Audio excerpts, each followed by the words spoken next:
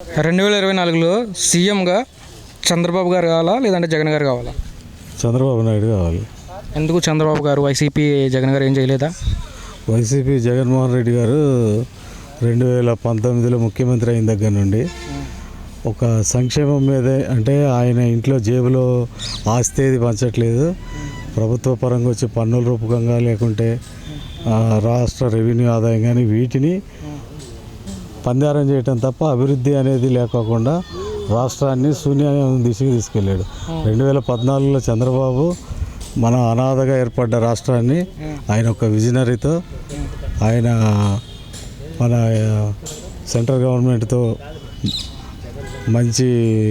మంచితనంతో అతను ఏం చేశాడంటే పోలవరం ప్రాజెక్టులో కానీ ఇబ్బంది ఏర్పడుకోకుండా ముంపు గ్రామాలను కలుపుకున్నాడు. అలానే ముందు చూపున్న వ్యక్తి కాబట్టి 2014 ముందు వరకు ఆంధ్రప్రదేశ్లో విద్యుత్ కోతలు విపరీతంగా ఉండేవి. 2014లో ముఖ్యమంత్ri ప్రమాణ స్వీకారం చేయడానికి ముందే పోలవరం ముంపు గ్రామాలు కలపాలని మోడీ గారిని ఒత్తిడి చేసి కల్పించుకున్నాడు. అదేవిధంగా 24/7 పవర్ ఉండాలి రాష్ట్రానికి అని, అది కూడా ఆయన ముఖ్యమంత్రి ప్రమాణ స్వీకారానికి ముందే పార్లమెంట్లో తీర్మానం చేయించుకొని తర్వాత ముఖ్యమంత్రిగా ప్రమాణ స్వీకారం చేశాడు. అంటే విజనరీ ఎవరికి ఉన్నది? చంద్రబాబుకు ఉందా, జగన్మోహన్ రెడ్డికి ఉందా? సరే, దాని తర్వాత ఆయన సంక్షేమాన్ని అభివృద్ధిని రెండు కళ్ళుగా భావించి సంక్షేమం చేశాడు ప్లస్ అభివృద్ధి చేశాడు. చంద్రబాబు అంటేనే రోడ్ల విస్తరణ కానీ అభివృద్ధి కార్యక్రమాలు కానీ, లేదంటే అటు మన హైదరాబాద్ని డెవలప్ చేసినట్టు వైజాగ్లో ఐటీ సెక్టర్ కానీ అన్నిటి మీద దృష్టి పెట్టాడు. సాగునీటి రంగాల మీద పెట్టాడు.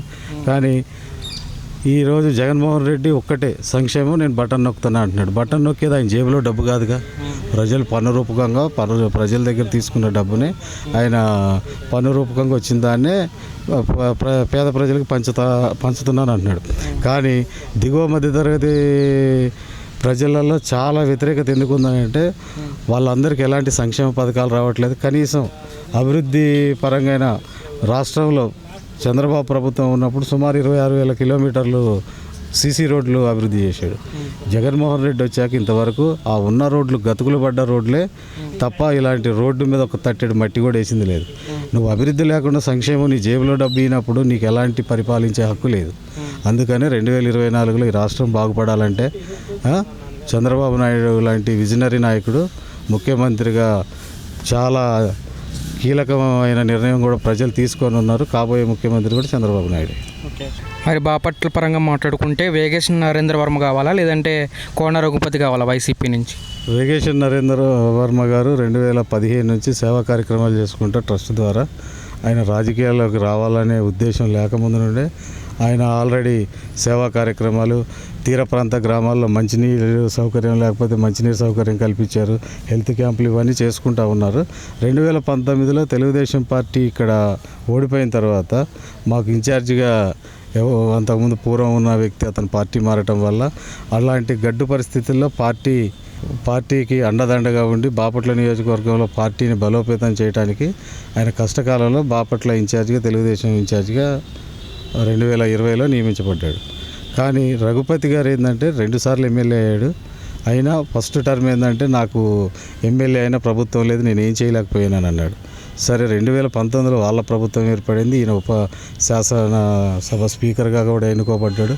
కానీ అంతకుముందు రఘుపతి గారు అని అంటే సౌమ్యుడు, చాలా మంచి అని అంటే అతనిలోని అసలు విశ్వరూపం అనేది 2019లో బయటకు చూపించాడు. అతను 2019లో డిప్యూటీ స్పీకర్ అయిన దగ్గర నుండి ముందుగా అతను చేసుకున్న పని ఏంటంటే ఇసుక అక్రమ రవాణాకి దారులు తెరిచాడు. దాని ద్వారా వచ్చే కమిషన్ల ద్వారా ఆయన జేబు నింపుకోవటం మొదలుపెట్టాడు. అట్లానే ఆయన దగ్గర ఉన్న బినామీలు కోటీశ్వర్లు అయిపోయారు. రెండవది, మన బాపట్ల నియోజకవర్గంలో ఆయన చేసిన అభివృద్ధి అంటూ ఏమీ లేదు. ఈ హైవే రోడ్లు డెవలప్ అయినాయి అంటే అది 61 మన నేషనల్ హైవేది, అది సెంట్రల్ గవర్నమెంట్ గడ్కరీ గారికి పెట్టిన అప్లికేషన్. అది పూర్వం కూడా తెలుగుదేశం హయాంలో కూడా పెట్టాం. అది మొన్న శాంక్షన్ అయ్యి వచ్చింది.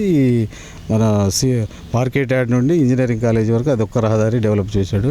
అంతర్గతంగా ఉన్న రోడ్లు కొన్ని, అది కూడా ఆ రోడ్లు డెవలప్మెంట్లో భాగంగా అని చెప్పేసి ఆ రోడ్లకి కొట్లు ఉన్న వాళ్ళు వ్యాపారస్తులకి వాళ్ళని బెదిరించి బాండ్ల రూపంలో ఇచ్చి వాళ్ళు కూడా భయపడి ఆయన చేసే అక్రమాలకు కూడా భయపడి ఆయన అదొక్కటి రోడ్లు మాత్రం వైండింగ్ చేయగలిగాడు.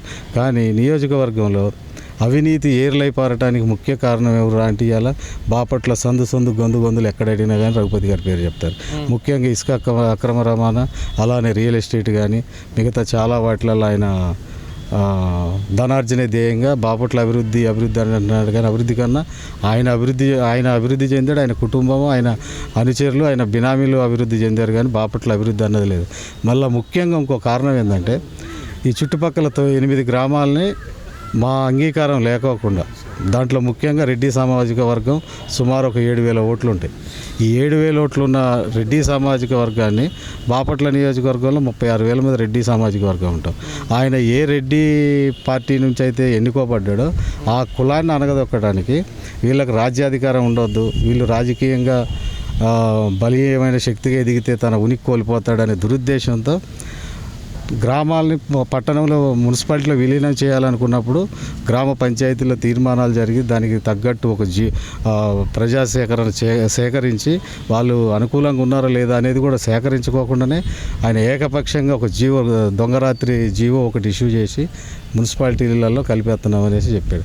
దాన్ని కలపడం ద్వారా సుమారు బాపట్ల చుట్టుపక్కల 8 గ్రామాల్లో 8,000 మంది జాబ్ కార్డు ఎన్ఆర్జీఎస్ ఉపాధి హామీ పథకంలో ఉన్న రైతులు, కూలీలు, వాళ్ళందరికీ చాలా అన్యాయం ఎంత జరిగిందంటే ఒక్క సంవత్సరానికి వచ్చి 16 కోట్ల రూపాయలు కేంద్ర ప్రభుత్వం నుండి వచ్చే ఎన్ఆర్జీఎస్ నిధులు లభించేవి వీళ్ళకి 100 రోజులు పనిచేస్తే. 8,000 మంది 250 లెక్కేసుకున్నా కానీ 16.5 కోట్లు ఒక్క సంవత్సరానికి.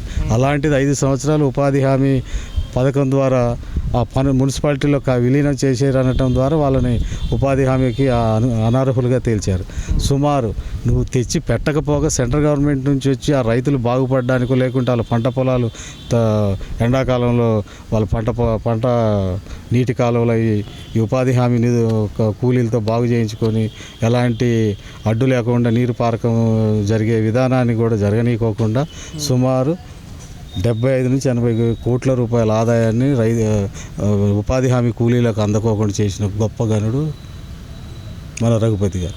అలాంటి వాడిని గెలిపించమంటారా నరేంద్ర వర్మ లాంటి సేవాత్ముడిని, దయాగుణం కలిగిన వాడిని గెలిపించుకోవాలా? అది బాపట్ల ప్రజలు నిర్ణయించుకున్నారు. 24లో ఖచ్చితంగా తెలుగుదేశం జెండా ఎగరబోతుంది. ఈ నియోజకవర్గంలో అవినీతి పరుడైన రఘుపతి గారికి వీడుకోలు కూడా ఇవ్వడానికి ప్రజలు సిద్ధంగా ఉన్నారు.